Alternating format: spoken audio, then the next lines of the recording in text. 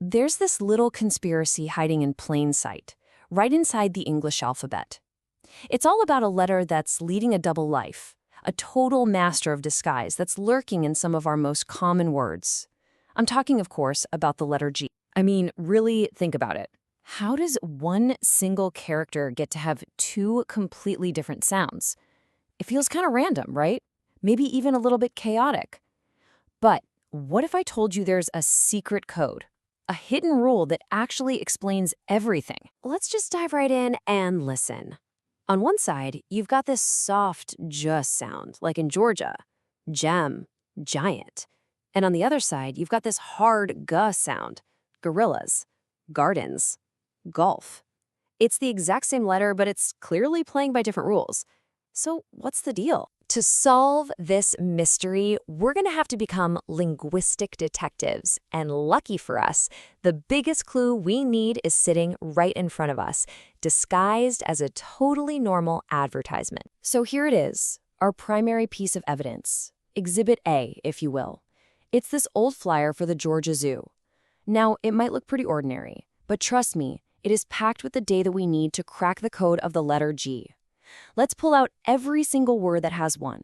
Okay, so here are all the G words we found in that ad. We've got everything from Georgia and gem all the way to gorillas and golf. Just take a look. Are you starting to see a pattern emerge? Anything jumping out at you? All right, let's sort our clues by sound.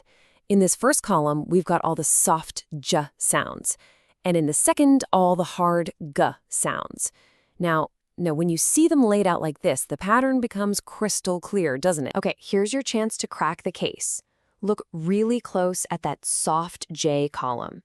Georgia, gem, giraffes. What letter always, and I mean every single time, comes directly after the G in these words? Take a second.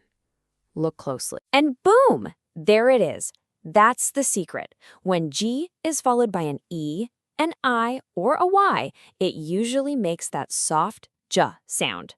When it's followed by pretty much any other letter, it stays hard. Simple as that. But hold on, it gets even better. This isn't just some weird quirk that only applies to the letter G.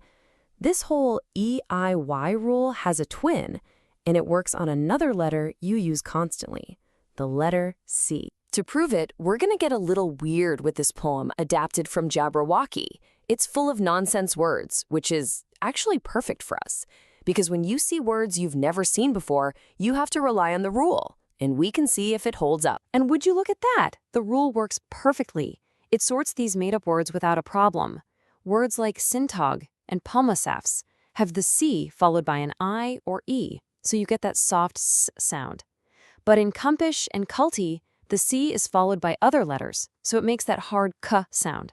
It's totally consistent. Okay, I know what you're thinking. You're probably yelling at the screen, but what about get or girl? And you're right, English loves to break its own rules.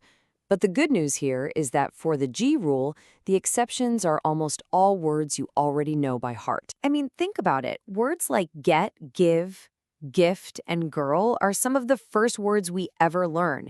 You're not sounding them out with the rule. You just know them. So even though the exceptions exist, they don't really mess us up in our day-to-day reading. All right, you've stuck with me this far, so you are ready for the grand finale.